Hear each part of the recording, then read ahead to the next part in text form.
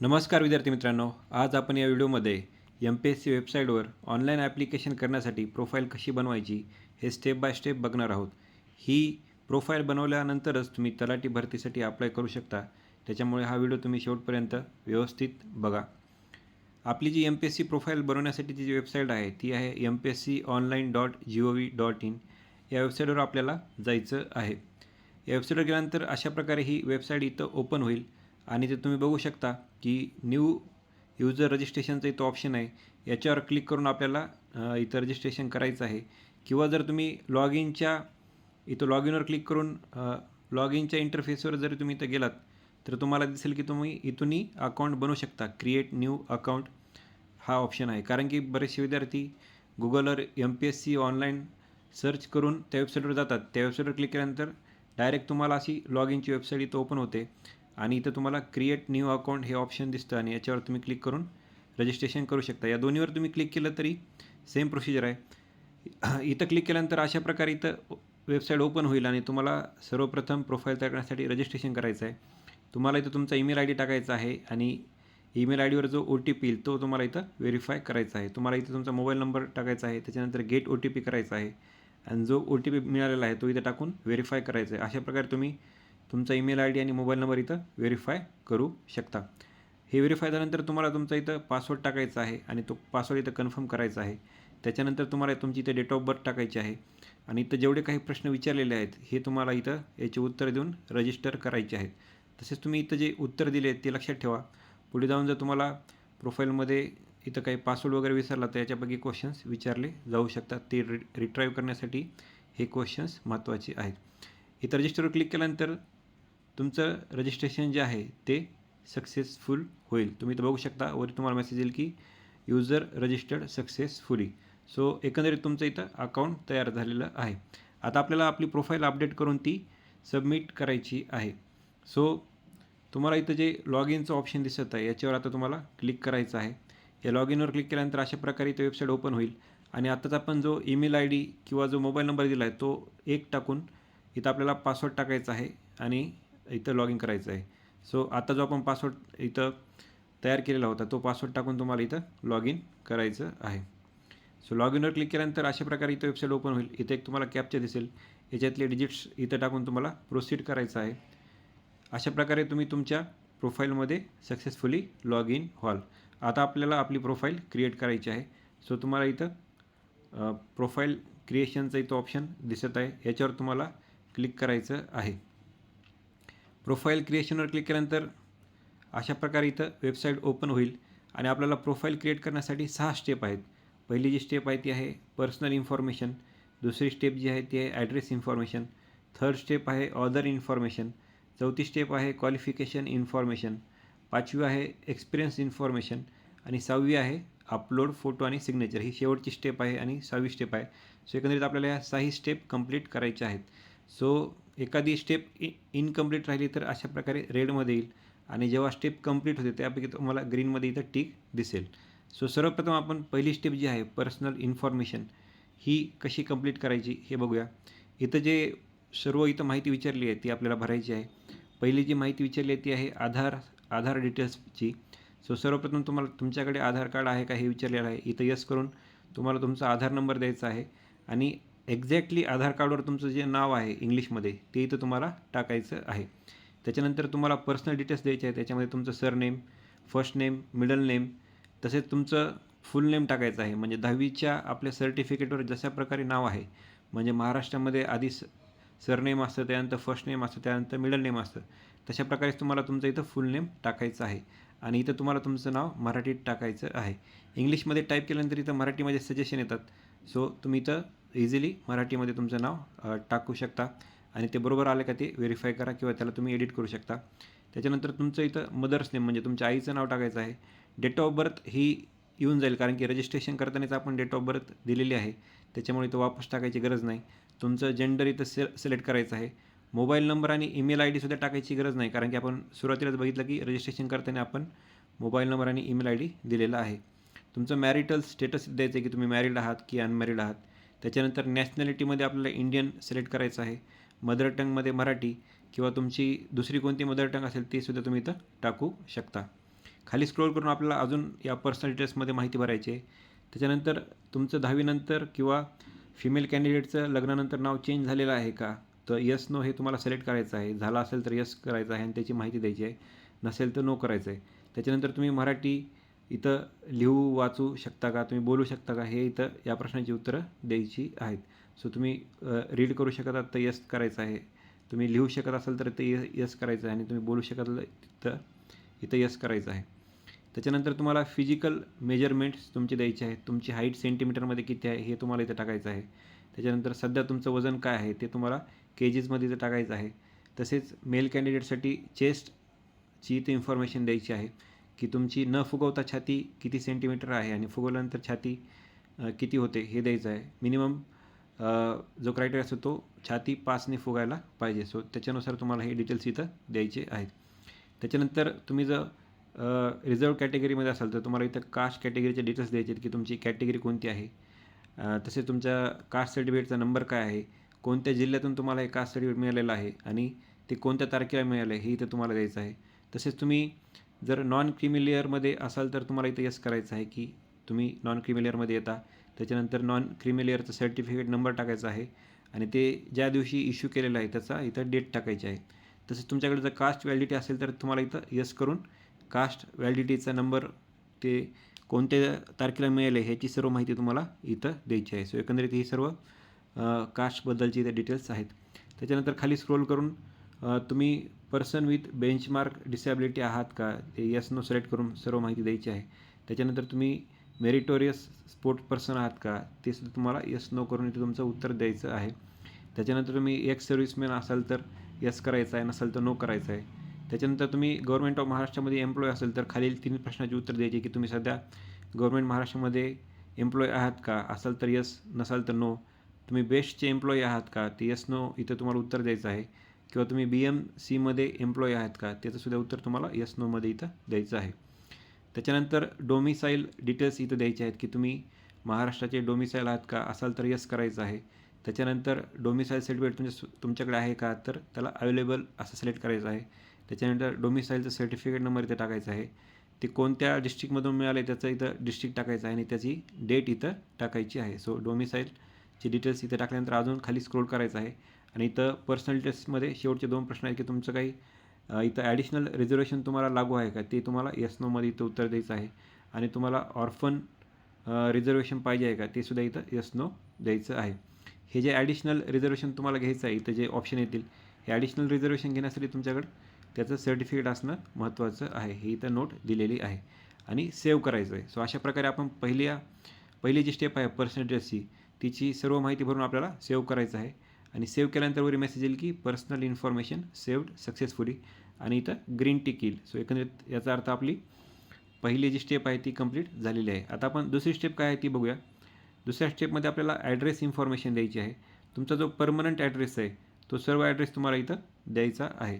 So लक्षात ठेवा, सर्वप्रथम तुम्हाला इथं परमनंट ॲड्रेस द्यायचा आहे आणि खाली करस्पॉन्डन्स ॲड्रेस द्यायचा आहे. तुमचा जो परमनंट ॲड्रेस आहे तो तुम्हाला इथं द्यायचा आहे. आणि समजा परमनंट ॲड्रेस आणि करस्पॉन्डन्स ॲड्रेस सेम असेल तर सेम ॲज अबो करायचा आहे. नसेल तर तुम्हाला तुमचा जो सध्याचा पत्ता आहे करस्पॉन्डन्स ॲड्रेस तो इथं तुम्हाला टाकायचा आहे आणि शेवटी सेव्हवर क्लिक करायचं आहे. या सेव्हवर क्लिक केल्यानंतर अशा प्रकारे ॲड्रेस इन्फॉर्मेशन सेव्ड सक्सेसफुली असा मेसेज वर येईल आणि तुमची सेकंड जी स्टेप आहे तीसुद्धा कंप्लीट होईल. आता आपण थर्ड स्टेप काय आहे ती बघूया. थर्ड स्टेपमध्ये ऑदर इन्फॉर्मेशन आहे.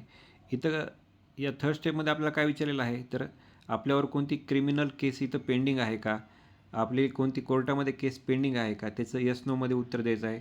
तुमच्यावर जर कोणती केस इथं पडलेली असेल आणि ती कोर्टामध्ये पेंडिंग असेल तर त्याची सर्व माहिती देणं इथं आपल्याला बंधनकारक आहे. तसेच तुम्हाला MPSC UPSCनं याच्या आधी कधी ब्लॅकलिस्टमध्ये टाकलेलं आहे का, हे सर्व उत्तरे द्यायची आहेत. अशा प्रकारे तुमच्यासोबत काहीही झालेलं नसेल तर तुम्ही या 5ही प्रश्नांची उत्तरे नोमध्ये देऊ शकता. पण तुमच्यावर जर केस वगैरे असेल तर त्याचा डिटेल्स तुम्हाला इथं द्यावं लागेल. त्याच्यानंतर इथं तुम्हाला तुमची प्राईज मेडल स्कॉलरशिपची इन्फॉर्मेशन द्यायची आहे. शक्यतो हे राज्यसेवासारख्या परीक्षेला महत्त्वाचं असतं कारण की तिथं इंटरव्ह्यू होतो. आता आपल्या ग्रुप Cमध्ये ही स्टेप तुम्ही इथं अवॉइड केली तरी काही हरकत नाही, तुम्ही इथं सेव्ह करू शकता. पण जेव्हा तुम्हाला राज्यसेवेचा फॉर्म भरायचा असेल तेव्हा मात्र तुम्हाला इथं माहिती द्यावी लागेल. किंवा तुम्ही इथं तुमचं जेन्युइनली काही असेल हॉबी वगैरे ते तुम्ही इथे टाकू शकता आणि सेव्ह करायचं आहे. इथं सेव्ह केल्यानंतर तुमची वरी मेसेज येईल की ऑदर इन्फॉर्मेशन सेव्ड सक्सेसफुली, आणि अशा प्रकारे तुमची तिसरी स्टेपसुद्धा इथं कंप्लीट होईल. आता चौथी स्टेप काय आहे, तर चौथी स्टेप आहे क्वालिफिकेशन इन्फॉर्मेशन. ही महत्त्वाची स्टेप आहे. इथं सर्व माहिती तुम्ही व्यवस्थित टाकायची आहे. इथं आपल्याला SSCपासून आपले एज्युकेशन क्वालिफिकेशन सर्व टाकायचं आहे. म्हणजे सर्वप्रथम SSC, त्याच्यानंतर कुणाचा डिप्लोमा असेल तर डिप्लोमाचं टाकायचं आहे, त्याच्यानंतर HSC, आणि त्याच्यानंतर ग्रॅज्युएशनचं तुम्हाला इथं माहिती द्यायची आहे, आणि कुणाचं मास्टर असेल म्हणजे कुणाचं PG असेल त्याची माहिती तुम्ही इथं देऊ शकता.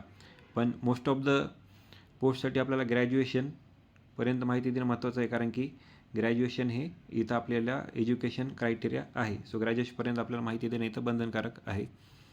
सो सुरुवात मात्र SSCपासून करायची आहे. आणि तुम्ही इथं बघू शकता की तुम्हाला इथं खाली स्क्रोल करायचं आहे, कारण की जी माहिती आपल्याला ॲड करायची ती खाली आहे. इथं खाली स्क्रोल केल्यानंतर अशा प्रकारे तुम्ही खाली बघू शकता की आपल्याला इथं एज्युकेशन क्वालिफिकेशन ॲड करण्यासाठी खाली इथं काही क्वेश्चन्स विचारलेले आहेत. म्हणजे समजा आपण SSC क्वालिफिकेशन सिलेक्ट केलं, त्याच्यानंतर इथं नेम ऑफ क्वालिफिकेशन आपल्याला दिलेलं सिलेक्ट करायचं आहे.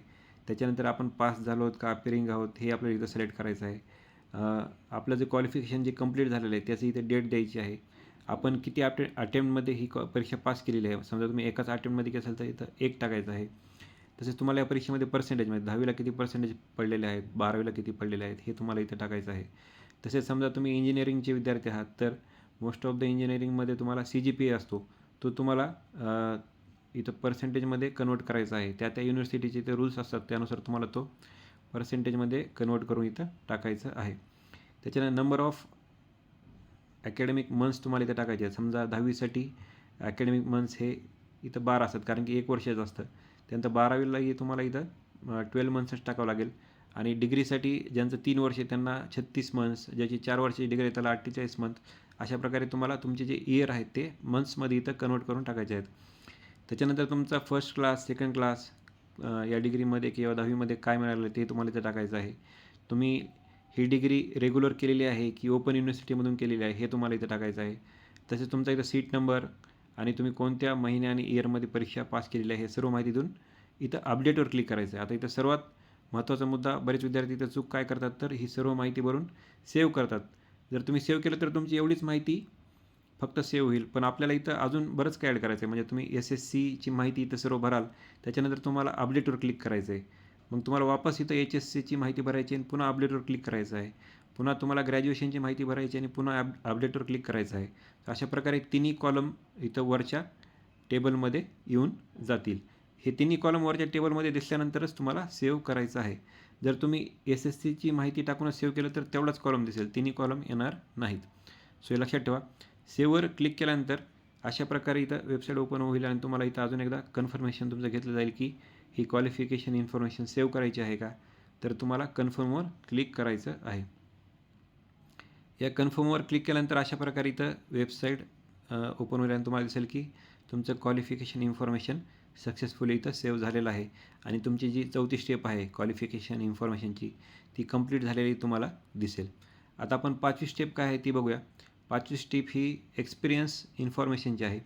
तुमच्याकडे जर काहीच एक्सपिरियन्स नसेल तर तुम्ही नोवर क्लिक करा आणि सेव्ह करा. सो अशा प्रकारे ही एक इझी स्टेप आहे आणि त्याच्यानंतर एक्सपिरियन्स इन्फो सेव्ड सक्सेसफुली होईल. जर तुमच्याकडे काही एक्सपिरियन्स आहे आणि त्याची माहिती तुम्हाला द्यायची असेल तर तुम्ही इथं यस करा. ही तुमची ते सर्व एक्सपिरियन्सची माहिती भरा आणि सेव्ह करा. त्याच्यानंतर वरी एक्सपिरियन्स इन्फो सेव्ड सक्सेसफुली म्हणून मेसेज येईल. आणि अशा प्रकारे तुमची 5वी जी स्टेप आहे ती एक्सपिरियन्स इन्फॉर्मेशनची ती तुमची इथं कंप्लीट होईल. आता सगळ्यात शेवटची आणि 6वी जी स्टेप आहे ती आहे आपला फोटो आणि सिग्नेचर आपल्याला इथं अपलोड करायचं आहे. सर्वात महत्त्वाचं म्हणजे फोटो आणि सिग्नेचर यांची ही जी इमेज साईज आहे ती 50 KB ठेवायची आहे. म्हणजे फोटोची साईज ही 50 KBच्या खालीच ठेवायची आहे आणि सिग्नेचरची साईज ही सुद्धा 50 KBच्या खालीच ठेवायची आहे. आपण इथं बघू शकता की 50 KBपेक्षा जास्त नसायला पाहिजे हे इथं दिलेलं आहे. दोघांसाठी हा क्रायटेरिया सेम आहे साईजचा. त्याच्यानंतर जो पिक्सेलचा क्रायटेरिया आहे ते तुम्ही इथं बघून घ्या आणि ते तुम्ही ऑनलाईन साईज रिड्यूस करू शकता. त्यांचं जे विड्थ हाईट आहे ती सुद्धा तुम्ही चेंज करू शकता. त्यानुसार तुमचे इमेजेस तयार ठेवा, तुमची इमेज आणि सिग्नेचर. इथं फोटो जे आहे म्हणजे आपली जी फोटो आहे त्याचा इथं जो क्रायटेरिया दिला आहे त्याची जी विड्थ आहे ती 125 ते 130 मध्ये पाहिजे आणि हाईट ही 150 ते 170 मध्ये पाहिजे. सिग्नेचरसाठी जी विड्थ आहे ती 125 ते 130 मध्ये पाहिजे आणि हाईट जी आहे ती 50 ते 60 मध्ये पाहिजे. हे तुम्ही ऑनलाईन कोणत्या वेबसाईटवर करू शकता आणि तुमच्या फोटोची आणि सिग्नेचर साईज जर 50 KB पेक्षा जास्त असेल तर तुम्ही ती ऑनलाईन रिसाईजसुद्धा करू शकता. त्याच्यानंतर तुम्हाला तुमचा फोटो इथं चूज फाईलमध्ये सिलेक्ट करायचा आहे आणि खाली सिग्नेचर इथं सिलेक्ट करायची आहे चूज फाईलमधून आणि सेव्हवर क्लिक करायचं आहे. या सेव्हवर क्लिक केल्यानंतर अशा प्रकारे तुम्हाला इथं वरी मेसेज येईल की फोटो आणि सिग्नेचर अपलोडेड सक्सेसफुली. आता ह्याच्या खालीच आपल्याला एक डिक्लेरेशन आहे. म्हणजे जेव्हा तुम्ही फोटो आणि इमेज सेव्ह करताल त्याच्या खाली एक डिक्लेरेशन येईल. इथं तुम्हाला टिक करायचं आहे की जी तुम्ही सर्व माहिती दिलेली आहे ती बरोबर आहे आणि तुम्ही इथं कोणतीही माहिती लपवली नाही अशा प्रकारे हे तुम्ही इथं वाचू शकता. आणि याच्यावर टिक केल्यानंतर हा ऑप्शन इथं तुम्हाला सबमिट आणि लॉक प्रोफाईल हा शेवटचा जो ऑप्शन आहे तो आपल्या इथं इथं क्लिक करायचा आहे. याच्यावर क्लिक केल्यानंतर तुम्हाला अजून एकदा विचारलं जाईल की तुमची प्रोफाईलची माहिती तुम्ही व्हेरीफाय केलेली आहे का. ती सर्व माहिती आपण बघून इथं कन्फर्मवर क्लिक करायचं आहे. या कन्फर्मवर क्लिक केल्यानंतर अशा प्रकारे आपली जी प्रोफाईल आहे ती सबमिट होईल, त्याचा मेसेजवर येईल आणि आपली जी प्रोफाईल आहे ती लॉक होईल. सो हे लक्षात ठेवा. सो अशा प्रकारे आपण आता आपल्या अकाउंटमध्ये जाऊन जर अजून काही आपल्याला एडिट करायचं असेल ते करू शकता. पण इथे आपली प्रोफाईल सबमिटही झालेली आहे आणि लॉकही झालेली आहे. याचा अर्थ आता आपण ऑनलाईन ॲप्लिकेशन भरू शकता. समजा भविष्यामध्ये तुम्हाला याच्यामध्ये अजून काही एडिट करायचं असेल लॉक केल्यानंतर तर तुम्हाला आधी माय अकाउंटवर क्लिक करावं लागेल. इथं तुम्हाला इथं अनलॉक प्रोफाईलचा ऑप्शन येईल. त्या अनलॉकवर क्लिक करून OTP टाकून तुमची प्रोफाईल अनलॉक करायची आणि वापस ह्याच्यामध्ये जे तुम्हाला करेक्शन एडिट करायचं आहे ते करून तुम्हाला तुमची प्रोफाईल पुन्हा लॉक करायची आणि तुम्हाला ऑनलाईन ॲप्लिकेशन इथं सबमिट करायचं आहे. सो हे लक्षात ठेवा. ऑनलाईन ॲप्लिकेशन सबमिट करण्याआधीच सर्व करेक्शन करून प्रोफाईल लॉक करा. प्रोफाईल लॉक केली नाही तर आपण इथं ॲप्लिकेशन करू शकत नाही. अशा प्रकारे प्रोफाईल लॉक व्हायला पाहिजे. प्रोफाईल लॉक झाल्यानंतर तुम्हाला ऑनलाईन ॲप्लिकेशनवर क्लिक करायचं आहे आणि त्याच्यानंतर तुम्ही इथं बघू शकता की आपली 17 नंबरची जी ॲड आहे महाराष्ट्र गटक सेवा संयुक्त पूर्वपरीक्षा 2026 याच्यावर व्ह्यूवर क्लिक करून आपल्याला तलाठी भरती म्हणजे जी महाराष्ट्राची गटक पूर्वपरीक्षेचं जे ॲप्लिकेशन आहे ते तुम्ही इथं भरू शकता. हे ॲप्लिकेशन म्हणजे याच्या पुढची जी प्रोसिजर आहे ती सर्व आपण कशी भरायची याचा व्हिडिओ आपण आपल्या यूट्यूबवर टाकलेला आहे. म्हणजे याच्या आधीचा जो व्हिडिओ आहे तो तुम्ही बघू शकता. त्याच्यामध्ये ही सर्व माहिती तुम्हाला मिळून जाईल. त्याची लिंक मी तुम्हाला डिस्क्रिप्शन बॉक्समध्ये देईलच, तिथून तुम्ही हा व्हिडिओ बघू शकता. सो अशा प्रकारे तुम्हाला ही प्रोफाईल सर्व तयार करून तुमचं ॲप्लिकेशन भरायचं आहे. सर्वांना या परीक्षेसाठी शुभेच्छा. धन्यवाद.